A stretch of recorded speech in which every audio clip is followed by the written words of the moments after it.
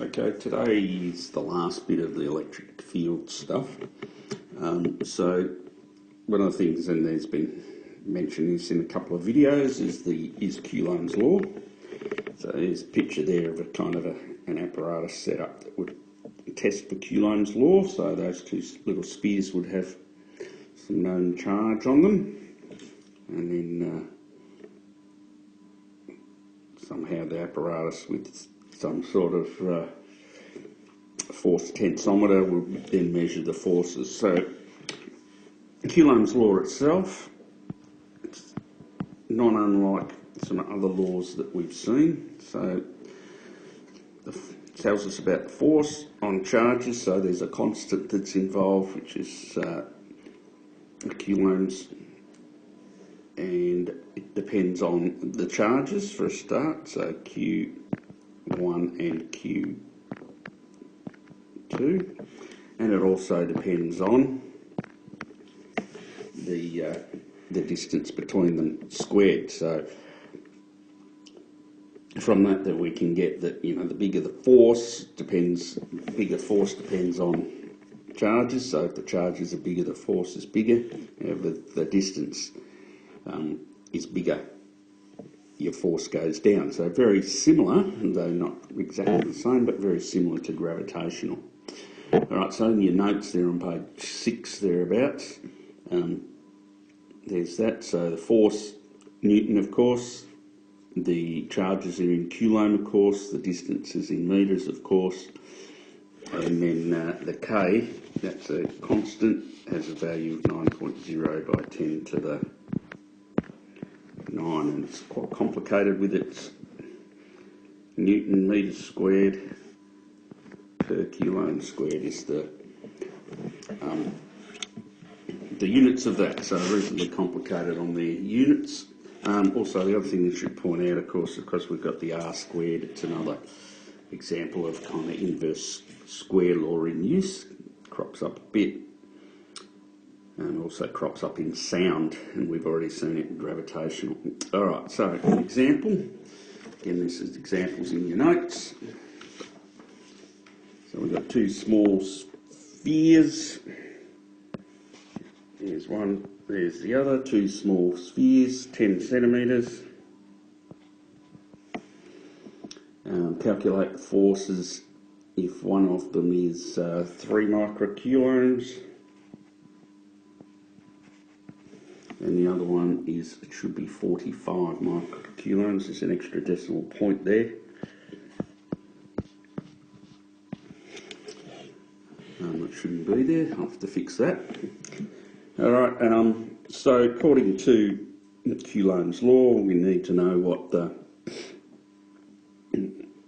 charges are. We've got those. We need to know the separation. We've got that.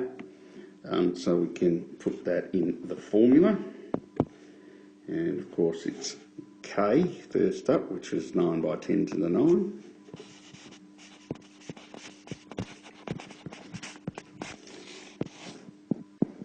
Q1 and Q2, so micro, 10 to the minus 6, so it's 3 by 10 to the minus 6, by 45 by 10 to the minus 6, over R squared, so you'll notice here it's in centimetres, so we've got to make sure we put that in metres, and 10 centimetres is 0.1 of a metre squared.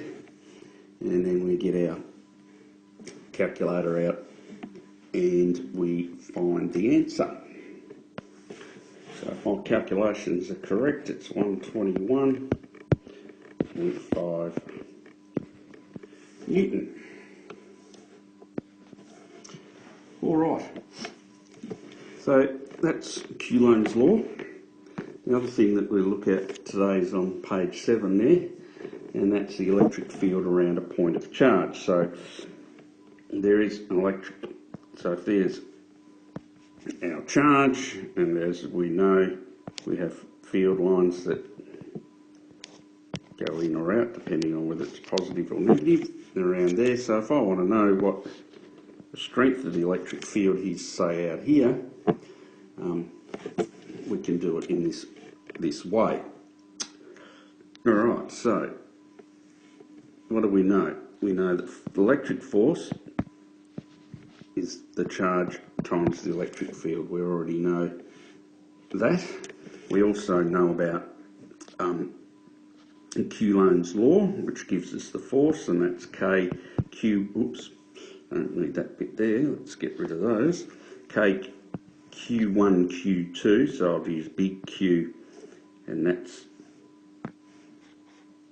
big Q here, and little q, that's little q there of that point charge, so little q on the distance squared, and the distance is that there, to that distance, and or R, I should say. Let's get rid of that, call it R over R squared, and that is QE.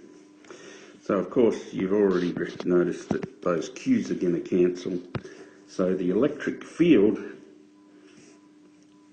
strength at any point around a point charge depends on the constant, Coulomb's constant, the amount of that charge, and how far away from that charge you are. So the electric field strength at a distance r from point charge, and there it is right there. So of course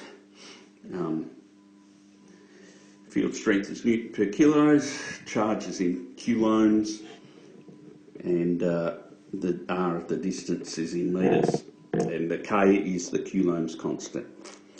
Alright, so all of those are defined in your notes, page 7 I think there. Alright, so an example: calculate the magnitude and direction of a field at point P, a distance 20 centimetres from a charge, a negative charge. At this point here, a distance of 20 centimetres from the charge. Alright, so we know the charge is 2 by 10 to the minus 6, the size of it. Alright, so what is your field out here? Alright, so the electric field is Coulombs, 9 by 10 to the 9, times by the charge, 2.0 by 10 to the minus 6, over the distance squared, 20 centimetres in metres is 0.2, and you put that in your calculator. And so if I've done my calculations correctly, we get 450,000 Newton for every Coulomb, which of course we're probably going to be expected to put it in scientific notation, so 4.5 by 10 to the minus 5. Alright, the direction, which direction does field go with the negatives? Alright, so field lines for negatives go in or out. Which way is it?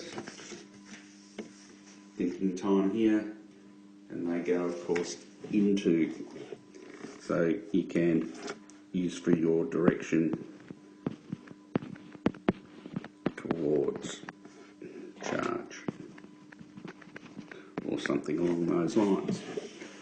Alright, so that's it for our electric field stuff. So there's some text questions, there's a whole bunch of exam questions, and there's your Ed Rollo stuff, so that's for the rest of today and tomorrow's lesson as well, and then I'll see you next week. Have fun.